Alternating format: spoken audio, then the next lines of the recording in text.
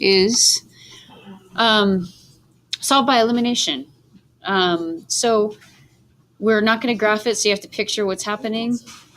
And the reason you use this method, the time when it's easier is when x and y line up like this. That would make it easy. And neither x nor y is alone in any of these. See, it's x plus 5y. So elimination's easier. So sometimes you can just add the equations up going straight down and something will eliminate. That's why it's called solve by elimination. So in the first one, you get 14x. These add to nothing, so we don't need to write anything. And then negative 45 and negative 3 is negative 42. And then we just divide by 14. Does that go in evenly? Yep. So we get negative 3. So that's the first part of our answer. But we don't know what y is. So you pick anywhere to plug it in. Let's just take the second equation. 5 times x minus 9y equals 3. Negative 15 minus 9y equals 3. Negative 9y equals 18, or y is negative 2. So we get one solution, this one.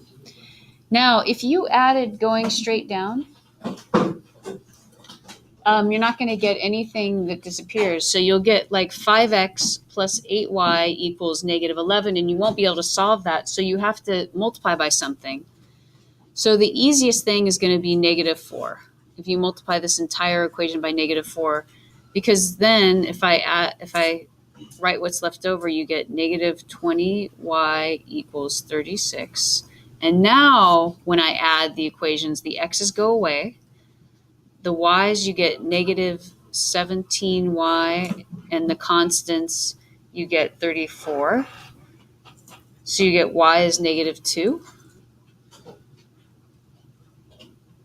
So we got that part, but we don't know what x is. So let's just use the second equation. That looks easiest to substitute back in the negative 2 that we found for y. We still need to find x. So x plus 5 times negative 2 equals negative 9.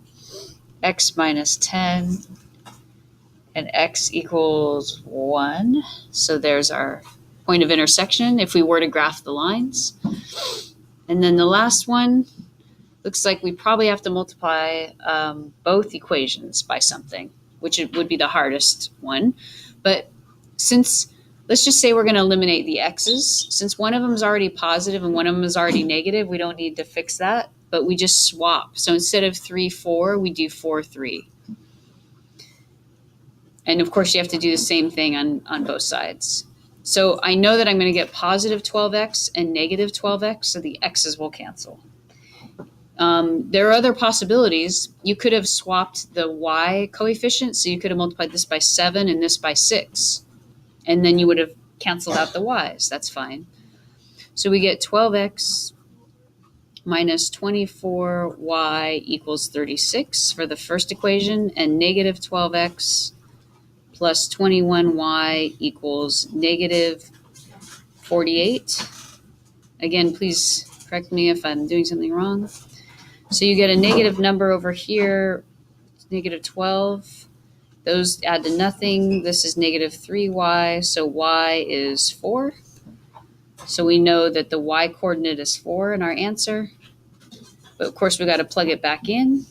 So let's use the first equation, 3x minus 6 times 4 equals 9.